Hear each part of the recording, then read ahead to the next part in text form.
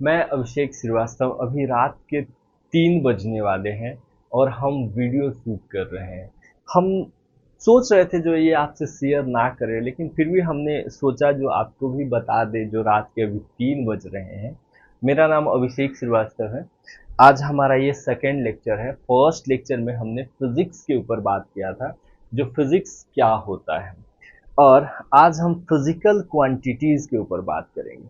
Physical quantities क्या होती हैं, एक एग्जांपल से समझते हैं। जैसे मैंने क्लास में गए, पढ़ाने गए, वहाँ पे बहुत सारे स्टूडेंट बैठे थे, तो हमने बोला एक स्टूडेंट को, आप ना आज बहुत हैंडसम लग रहे हैं, आपके जितना हैंडसम ना यहाँ पूरे क्लास में कोई नहीं है। तो उसके बगल में जो दोस्त बैठा था, वो दोस्त क्या बोल रहा है, मन में बोल रहे हैं, हमको थोड़ी बोल सकते हैं, मन में बोल रहे हैं, सर कितना झूठ बोल रहे हैं, इससे ज्यादा बदसूरत तो कोई है ही नहीं है, सबसे ज्यादा तो हैंडसम हम लग रहे हैं। तो यहाँ पे क्या हो गया, मेरे रेस्पेक्ट में वो बहुत हैंडसम थे, लेकिन दोस्त के रेस्पेक्ट में वो बहुत हैंडसम नहीं थे। तो फिजिकल क्वांटिटीज ऐसा क्वांटिटीज होते हैं जो कि हम मेजरमेंट कर सके, पर्सन टू पर्सन वैरी ना हो, और हम मेजरमेंट कर सके, पर्सन टू पर्सन वैरी ना हो, और उसे यूज करके हम फिजिक्स के लॉज को हम एक्सप्लेन कर सके, उसको हम फिजिकल क्वांटिटीज बोलते हैं। तो जब भी हम फिजिकल क्वांटिटीज बोलते हैं तो इसमें हमारे पास दो चीजें आती हैं। ऑब्जर्वेशन आता है। ऑब्जर्वेशन भी दो टाइप्स के होते हैं। देखिए, सबसे पहले अगर हम ये कप को देखते हैं और हम दो लोगों को बोलते हैं मेजरमेंट के बारे में, हाँ ठीक है, बताइए इस कप के बारे में क्या जानना है।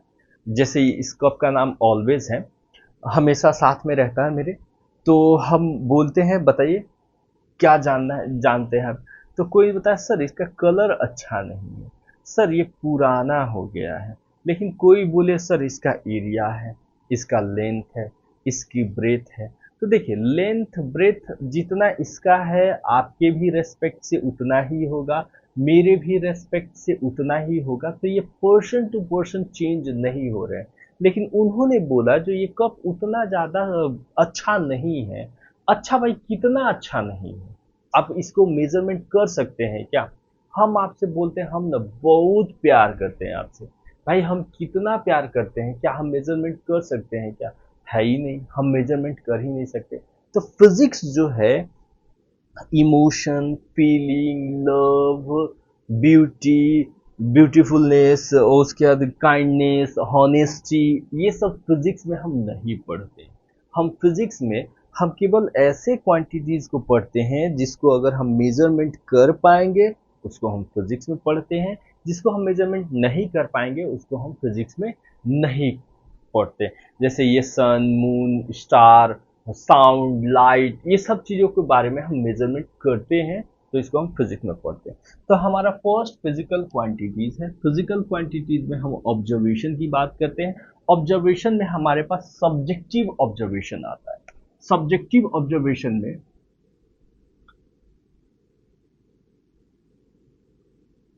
Subjective observation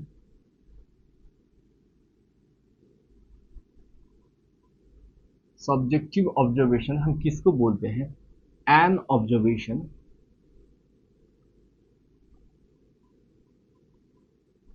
observation that varies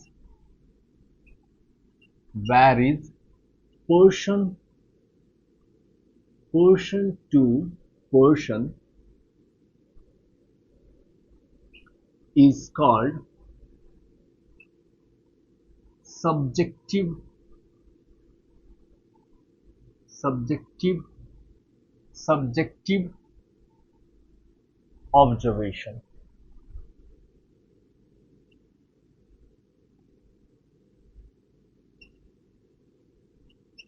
Subjective observation. Physics never deals with subjective observation.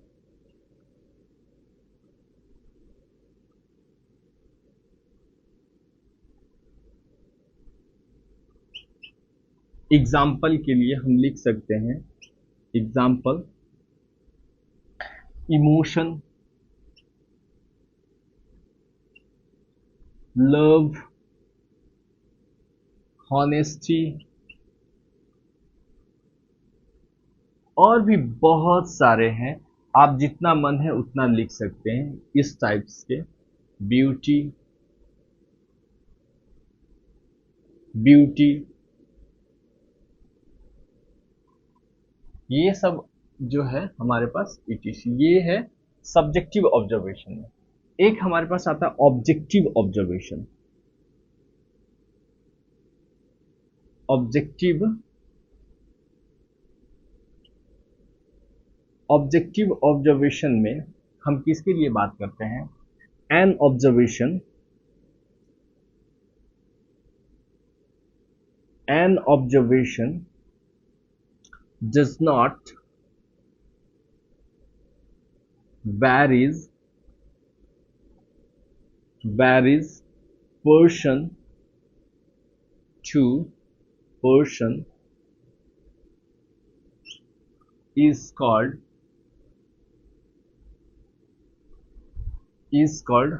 objective observation. Objective observation. Observation. Physics always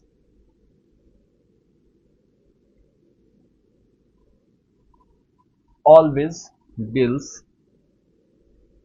with objective observation.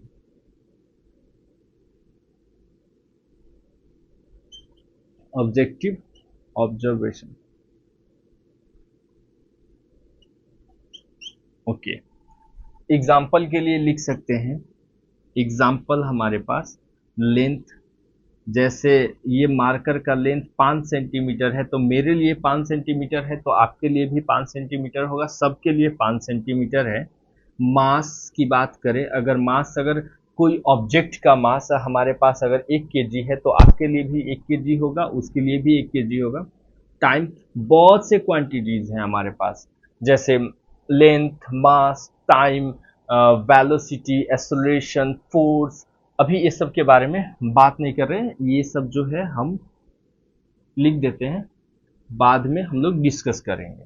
Okay, अब हमारे पास आते हैं next physical quantities. Physical quantities ऐसा क्वांटिटीज होते हैं जिसको हम मेजरमेंट कर पाते हैं, उसको फिजिकल क्वांटिटीज बोलते हैं। प्लस उस क्वांटिटीज से हम फिजिक्स के जो है लॉ को एक्सप्रेस कर पाते हैं, उसको हम फिजिकल क्वांटिटीज बोलते हैं। तो physical quantities, those quantities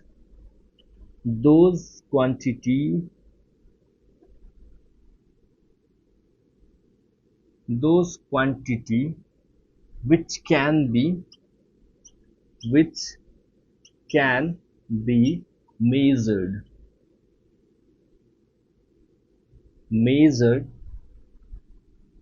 and used to explain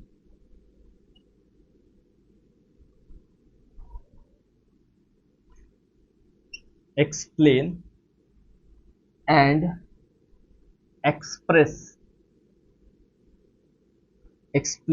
express various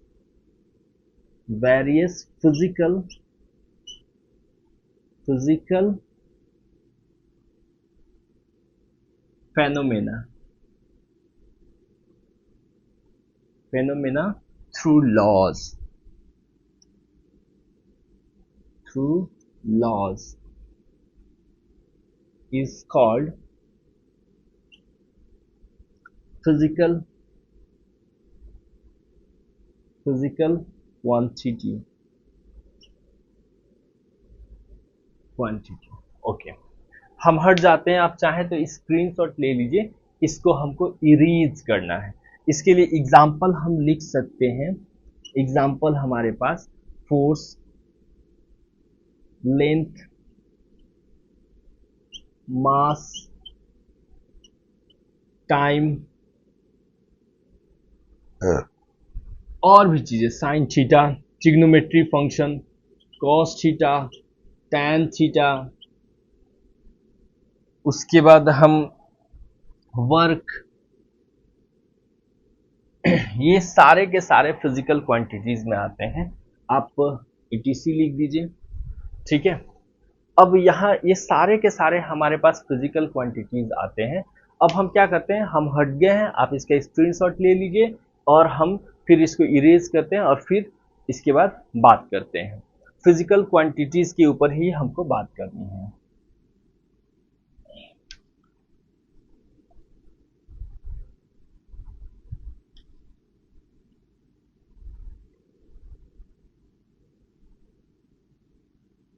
ठीक, अब देखिए, हम जो भी फिजिकल क्वांटिटीज के बारे में हम बात कर रहे हैं, तो यहाँ पे हमने यहाँ लिखा है फोर्स। एग्जाम्पल के लिए ये हमने लिखा है फोर्स, फोर्स लिखा है, तो फोर्स के लिए हमारे पास जो हो गए मास इंटू एक्सेलरेशन। अब मास भी फिजिकल क्वांटिटीज है और एक्सेलरेशन भी हमारे पास फिजिकल क्वांटिटीज है। तो दो फिजिकल क्वांटिटीज को अगर हम प्रोडक्ट करते हैं तो हमारा एक फिजिक्स के लॉज को एक्सप्लेन कर सकते हैं जो फोर्स है। और भी है हमारे पास वर्क, वर्क की अगर हम बात करें तो फोर्स डॉट डिस्प्लेसमेंट। अभी हम कॉस थीटा के लिए बात नहीं कर रहे हैं, ये फोर्स फिजिकल क्वांटिटीज है और डिस्प्लेसमेंट भी फिजिकल क्वांटिटीज है। तो इससे हम एक फिजिक्स के नियम को भी एक्सप्रेस कर सकते हैं। तो उसको हम फिजिकल क्वांटिटीज उसको हम बोलते हैं, जो ऐसा फिजिकल क्वांटिटीज जो उसको यूज करने के बाद हम फिजिक्स के लॉ को एक्सप्लेन कर सके, उसको हम फिजिकल क्वांटिटीज बोलते हैं। तो सबसे फर्स्ट में फिजिकल क्वांटिटीज को हम लिखते कैसे हैं? फिजिकल क्वांटिटीज को लिखते हैं एन यू। यहाँ पे एन जो है हमारे पास न्यूमेरिकल वैल्यू बोलते हैं, हम इसको न्यूमेरिकल वैल्यू बोलते हैं।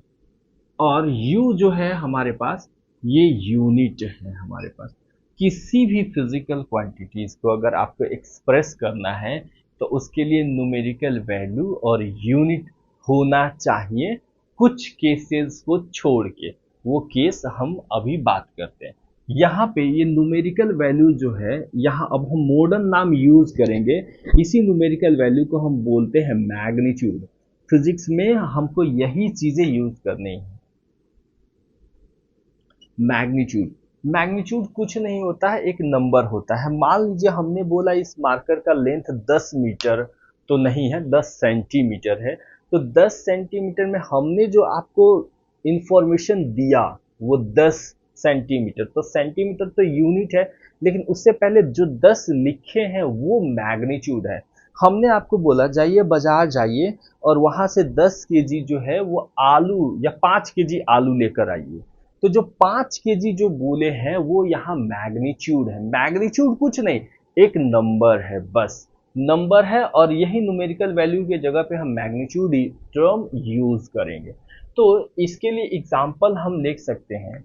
सपोज अगर हमने मास के लिए बोला, मास ये हमारे पास 10 केजी है, तो ये तो आपके पास यूनिट है और ये हमारे पास मैग्नीट्यूड है, मैग्नीट्यूड है। तो ये हमारे पास कोई भी चीज हो, फोर्स लिख दीजिए आप, फोर्स का भी एग्जांपल लिख दीजिए। फोर्स अगर हम बोले 10 न्यूटन का है तो 10 न्यूटन में ये हमारे पास मैग्नीट्यूड हो गए और ये हमारे पास उसकी यूनिट हो गई। तो ये है, कोई भी फिजिकल क्वांटिटीज को हम इस तरीके से हम बता सकते हैं। इसका फिजिकल क्वांटिटीज का एक केस है हमारे पास। केस, हम 3 केस के बारे में बात करेंगे। Case 1, magnitude only. अगर कोई भी फिजिकल क्वांटिटीज के पास केवल अगर मैग्नीट्यूड हो तो हम क्या बोलेंगे? Magnitude only. फिजिकल क्वांटिटीज के पास मैग्नीट्यूड ओनली, इसको इरेज कर देते हैं, मैग्नीट्यूड ओनली। अगर मैग्नीट्यूड ओनली है तो उसके साथ क्या होगा हमारे पास? नंबर 1, सिर्फ हमारे पास मैग्नीट्यूड है, यानी कि यूनिट नहीं है। तो ये एक स्पेशल केस है जिसको हम रिफ्रैक्टिव इंडेक्स बोलते हैं। रिफ्रैक्टिव इंडेक्स, रिफ्रैक्टिव इंडेक्स में हमारे पास क्या होता है, आप लोग पढ़े होंगे, इसका जो फॉर्मूला होता है speed of light, speed of light, speed of light in air, air या वैक्यूम, वैक्यूम, और speed of light, speed of light in in medium, in medium, कोई भी मीडियम हो सकता है, मीडियम, कोई भी मीडियम। अभी हम ग्लास ले लेते हैं, ग्लास, हम लिए हैं ग्लास, वाटर भी हो सकता है, कुछ भी हो सकता है, डायमंड भी हो सकते हैं, हमने यहाँ लिखा है ग्लास। तो इसको हम ऐसे भी लिखते हैं जो C/V, यानी कि speed of light air in vacuum, air या वैक्यूम में हो, और ये वेलोसिटी। तो अब यहाँ पे हमारे पास स्पीड ऑफ लाइट कितनी होती है, 3 × 10⁸ मीटर पर सेकेंड, और यहाँ पे वेलोसिटी अगर हम ग्लास की बात करें तो इस केस में हमारे पास 2 × 10⁸ मीटर पर सेकेंड होता है। तो यहाँ से ये वाला हिस्सा पूरा का पूरा कैंसिल हो गया। तो हमारे पास अगर ये 3/2 बचा, अगर इसको अगर हम बताएं तो ये रहा 1.5, यानी कि रिफ्रैक्टिव इंडेक्स ही ऐसा है जो केवल इसके पास मैग्नीट्यूड है और इसके पास यूनिट जो है वो नहीं होती है।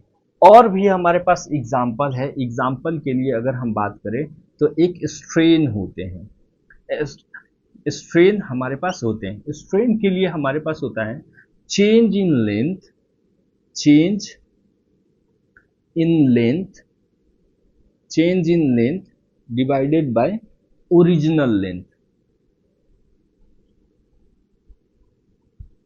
ओरिजिनल लेंथ, ये हमारे पास इसकी उत्तर। तो अब जो भी लेंथ होंगे, तो चेंज इन लेंथ कहने का मतलब लेंथ में कितना चेंज हुआ, इसके लिए बात है। सपोज चेंज इन लेंथ जब हम बात करते हैं, मान लीजिए आपके पास रबड़ है, 5 मीटर का रबड़ है, जब आप उसको खींच देते हैं तो वो 10 मीटर हो गया, तो हम पूछेंगे कितना चेंज हुआ, तो आप बोलेंगे सर 5 मीटर चेंज हुआ। तो वो चेंज की बात करते हैं। तो चेंज इन लेंथ जो भी है वो मीटर में ही होगा, मीटर में ही होगा, और ओरिजिनल लेंथ पहले जो था वो मीटर में ही होगा। तो ये मीटर से मीटर कैंसिल हो गया, तो इसका भी हमारे पास यूनिट नहीं होती है। ठीक है, और भी हम लिख सकते हैं, और भी अगर एक और एग्जांपल यहाँ लिख देते हैं, डाइलेक्ट्रिक कांस्टेंट, जो क्लास 12 में आप पढ़ेंगे, डाइलेक्ट्रिक कांस्टेंट, ये भी हमारे पास इसका जो है यूनिट नहीं होता है। तो हम फर्स्ट केस बात किए जो केवल मैग्नीट्यूड हो, सिर्फ मैग्नीट्यूड हो, तो उस केस में हमारे पास ये है, ये एक स्पेशल केस है। यहाँ फिजिकल क्वांटिटीज को न्यूमेरिकल वैल्यूज या मैग्नीट्यूड और यूनिट से हम बताते हैं, लेकिन इस चीज में नहीं है। अब इसको थोड़ा हम इरेज करते हैं और हम आप लिख सकते हैं, हम दूसरी क्वांटिटीज के ऊपर बात करेंगे। इसके केस नंबर 2, केस नंबर 2 में, केस नंबर 2,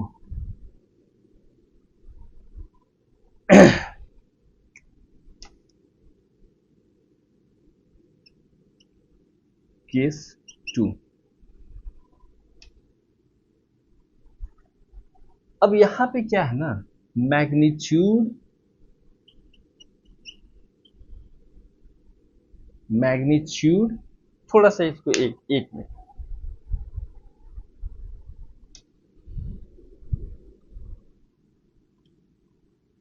मैग्नीट्यूड,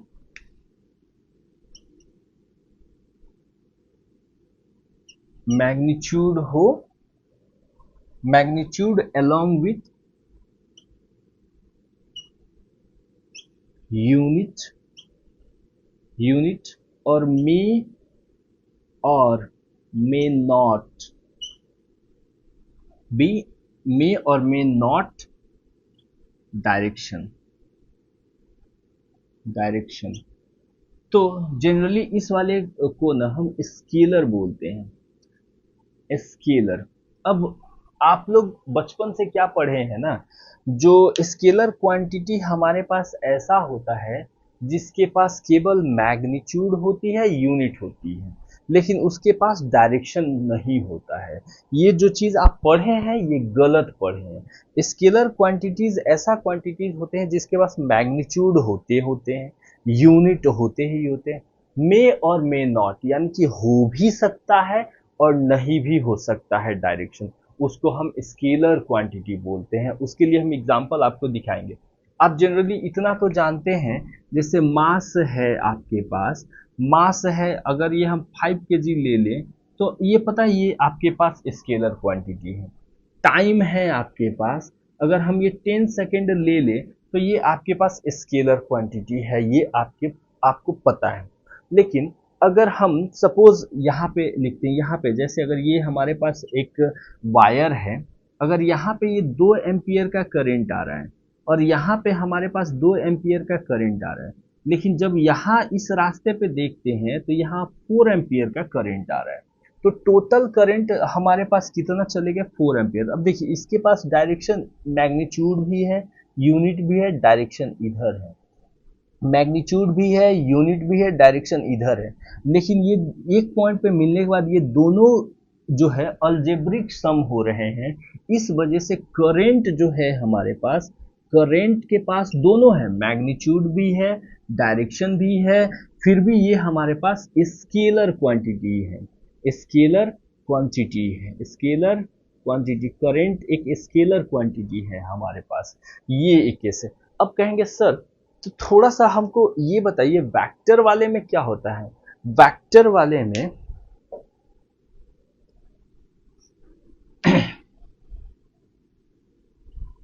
अब देखिए, अब एक चीज और भी आप क्या जानते हैं जो वेक्टर क्वांटिटी के बारे में आप बोलते हैं, जो सर वेक्टर क्वांटिटी बचपन में पढ़े हैं उसको बोलते हैं जो ऐसा क्वांटिटी जिसके पास मैग्नीट्यूड हो, डायरेक्शन हो, उसको हम बोलते हैं वेक्टर क्वांटिटी। ये भी जरूरी नहीं है। वेक्टर क्वांटिटी हम उसको बोलते हैं जिसके पास मैग्नीट्यूड हो, डायरेक्शन भी हो, plus follow vector law of algebra. अगर वेक्टर लॉज ऑफ अलजेब्रा को फॉलो कर रहे हैं तो उसको हम वेक्टर क्वांटिटीज बोलते हैं। यहाँ पे केस 1, केस 2, केस 3 के लिए हम बात करें, case 3 magnitude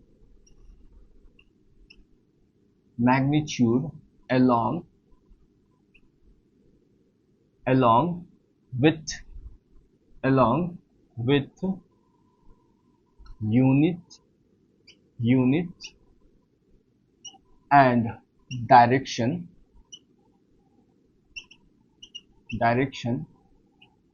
or follow vector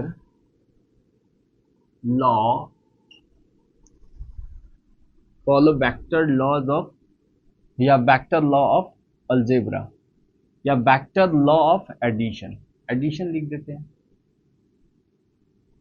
ये वाले लॉ को फॉलो कर रहे हैं तो उसको हम बोलते हैं वेक्टर क्वांटिटी।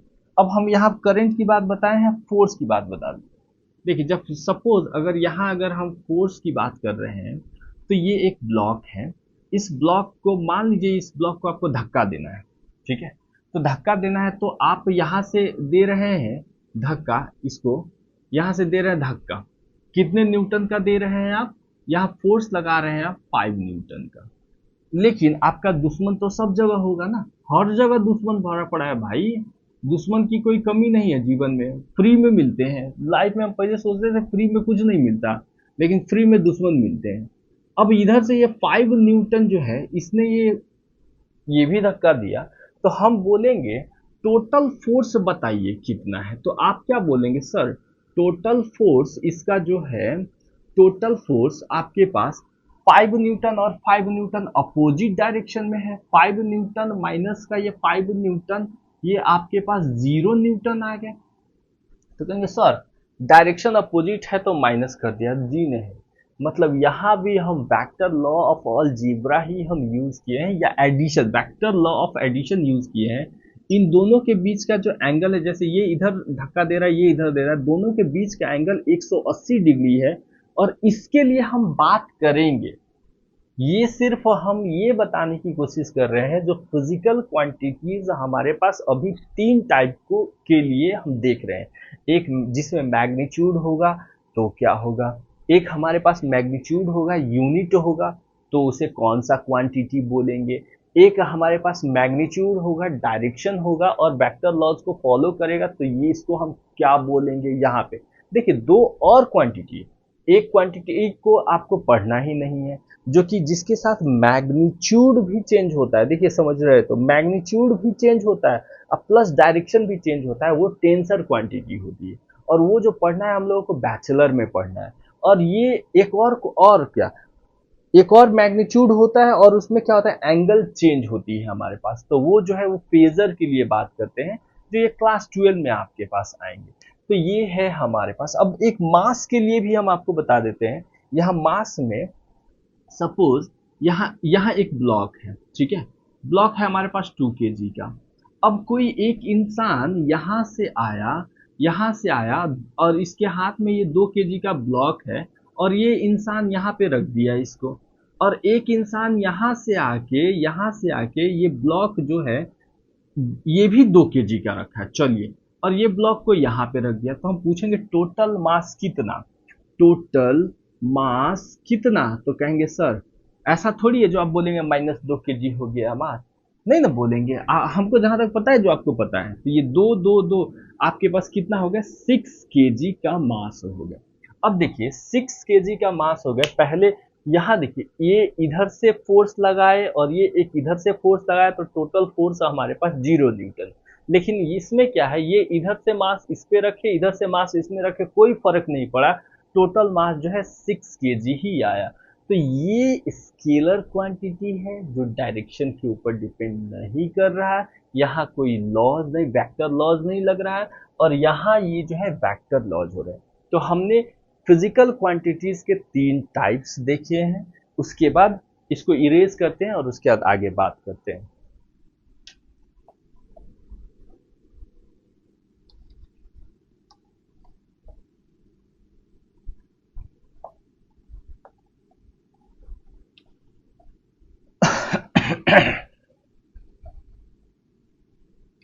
अब नेक्स्ट में हमारे पास क्या है, जो हम फिजिकल क्वांटिटीज को हमने बोला आपको, जो फिजिकल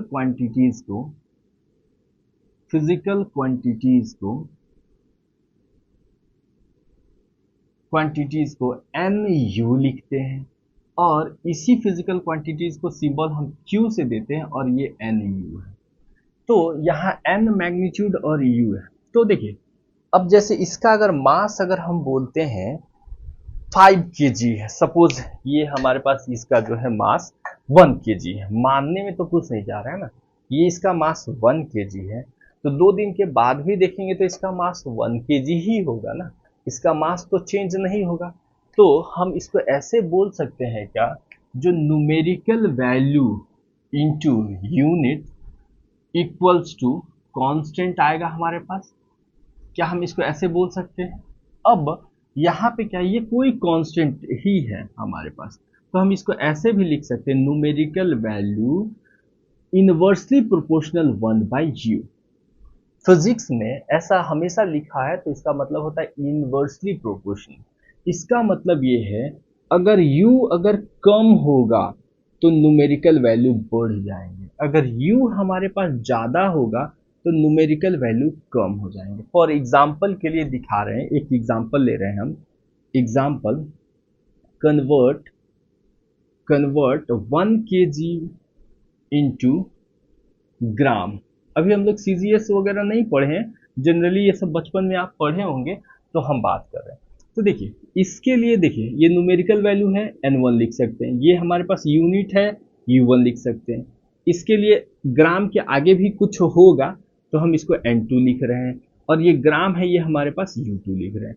कन्वर्जन के केस में हम बात कर रहे हैं, तो यहाँ पे ये 1 और ये kg, और हमें कितना, हमें n2 ही निकालना है, जो 1 kg बराबर कितना ग्राम होता है, तो हम उसको ऐसे ही रहने देते हैं, और ये है हमारे पास ग्राम। इतना तक तो हमें लग रहा है आप समझ गए होंगे। ये जैसे ही इधर डिवीजन में आएंगे तो 1 kg डिवाइड में हमारे पास ये ग्राम आ गए इक्वल्स टू N2। तो इसको जब हम ग्राम में कन्वर्ट करेंगे तो इसको हम लिख सकते हैं 1000 ग्राम, डिवीजन में हमारे पास ग्राम, और ये रहा N2। ये से ये कैंसिल हो गया तो हमारे पास N2 की जो वैल्यू आई वो हमारे पास कितना आया, 1000। अब ये वैल्यू को हमको यहाँ छाप देना है, तो जैसे ही हम यहाँ पे चिपकाएंगे तो हमारे पास रिजल्ट क्या बन रहा है, 1 kg इक्वल्स टू 1000 ग्राम। अब यहाँ पे आप ये देखिए, यूनिट कम न्यूमेरिकल वैल्यू ज्यादा, यूनिट कम न्यूमेरिकल वैल्यू ज्यादा, यूनिट ज्यादा न्यूमेरिकल वैल्यू कम। यहाँ पे देखिए, यूनिट कम न्यूमेरिकल वैल्यू ज्यादा, यूनिट ज्यादा न्यूमेरिकल वैल्यू कम। आप देख रहे हैं एक दूसरे के इनवर्सली प्रोपोर्शनल है। तो यहाँ क्वेश्चन भी पूछे जाएंगे आपके मेडिकल में, ऐसे क्वेश्चन पूछे जाएंगे, बताना पड़ेगा इस ग्राफ ये क्या बताता है, और ये इसका ग्राफ भी बताता है, और ये कौन सा ग्राफ हमें शो करता है। ग्राफ, अगर हम n इनवर्सली प्रोपोर्शनल 1/u का ग्राफ बनाए तो हमें कैसा ग्राफ बनता है। इसके लिए हम एक आपको एग्जांपल देते हैं। सपोज आप x y is equals to 10, दोनों सेम ही हैं, यहाँ पे दोनों वैल्यू सेम ही है। तो अगर हम y की बात करें तो यहाँ पे 10 डिवीजन में हम x लिख सकते हैं। अब जैसे जैसे हम x की वैल्यूज को चेंज करेंगे वैसे वैसे हमारे पास y भी चेंज होगा। सपोज x की वैल्यू अगर हम यहाँ पे 1 रख दें तो y की वैल्यू आपके पास कितनी आएगी, 10। अगर x की वैल्यू अगर हम यहाँ 2 रख दें तो y की वैल्यू कितनी आएगी आपके पास, 5। और x की वैल्यू अगर हम 5 रख दें तो y की वैल्यू हमारे पास कितनी आएगी, हमारे पास 2। और x की वैल्यू अगर हम 10 रख दें तो y की वैल्यू हमारे पास कितनी आएगी, हमारे पास y की वैल्यू कितनी आएगी, हमारे पास 1। तो आप यहाँ देखिए x जैसे जैसे इंक्रीज कर रहा है, देखिए ये इंक्रीज कर रहा है, तो न्यूमेरिकल वैल्यू यानी कि ये वाला जो है, ये देखिए ये इंक्रीज कर रहा है। तो ये जब इंक्रीज कर रहा है तो ये क्या हो रहा है, हमारे पास डिक्रीज कर रहे हैं, है ना। अगर हम ग्राफ प्लॉट करना चाहें तो देखिए ग्राफ हम प्लॉट करेंगे, ग्राफ प्लॉट करेंगे ये हमारे पास। अब ये आप एक्स वाई हम लिए हैं तो आप एक्स वाई ही मान लीजिए या फिर यू भी मान सकते हैं। अब देखिए x के ये हमारे पास x 1 2 3 4 5 6 7 8 9 और ये रहा हमारे पास 10। x 10 ले लिए, y 1 2 3 4 5 6 7 8 9, इसको रिरेज करना पड़ा 9 और 9 और इसको थोड़ा सा खींच देना पड़ा, क्या ही करें, 10 हो गया। ये हमारे पास x है, ये y है। हम आप ऐसे भी कर सकते हैं ना, और दोनों मतलब एक ही है, ये u और ये हमारे पास और ओ आर, क्या करते हैं सर, और ये रहा n, ठीक है। अब जैसे जैसे वैल्यूज प्लॉट करते हैं देखते हैं हमारे पास ग्राफ कितना बन रहा है। ये x इजिकल्स टू 1 यहाँ पे है, y हमारे पास कितना है, y पूरा टॉप पे। चलिए आपको पता है, हमको पता है, जो आपको पता होगा जो ये ग्राफ कैसे प्लॉट करते हैं, इसके कोऑर्डिनेट जो है हम एक दूसरे के परपेंडिकुलर रखते हैं। जैसे ये देखिए, अब आप लोग अच्छे से बनाएंगे तो और अच्छे बनेगा। अब यहाँ x2 है तो y हमारे पास कितना है, 5, x2 y हमारे पास ये रहा 5, x हमारे पास 5, x5 तो y हमारे पास कितना है, ये रहा 2, ठीक। और x हमारे पास ये रहा, हमारे पास x हमारे पास 10 है तो y रहा हमारे पास इतना 1। तो जब इसको अगर आप प्लॉट करेंगे तो आपके पास जो रिजल्ट जो बन रहा है, ये रफ ग्राफ है, जो रिजल्ट बन रहा है हमारे पास कुछ इस हिसाब से बढ़ा है। अब देखिए u कम हो रहे हैं, u कम हो रहा है, ओके, u बढ़ रहा है, सॉरी u बढ़ रहा है तो हमारे पास n की न्यूमेरिकल वैल्यू वो कम हो रही है। अब आप मान लीजिए, अब इधर से कंसीडर कर लीजिए u बढ़ रहा है, तो u बढ़ रहे हैं तो न्यूमेरिकल वैल्यू हमारे पास क्या होंगे, हमारे पास u, देखिए u बढ़ रहा है कि नहीं बढ़ रहा है, इस डायरेक्शन में 1 2 3 4 इधर चलेगी, u बढ़ रहा है, न्यूमेरिकल वैल्यू कम हो रहे हैं, u कम हो रहा है तो न्यूमेरिकल वैल्यू इंक्रीज हो रहा है। इस ग्राफ का नाम है हमारे पास rectangular hyperbola, rectangular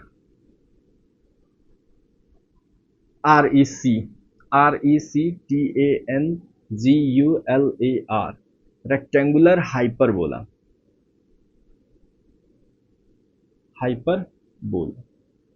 rectangular hyperbola, ये हम ग्राफ की बात कर रहे थे। ये हमारे पास फिजिकल क्वांटिटीज में है।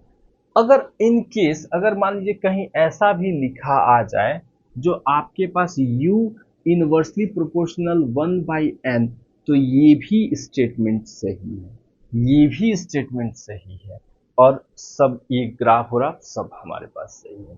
ठीक है, इसको हम इरेज करते हैं, नेक्स्ट टॉपिक के ऊपर बात करते हैं।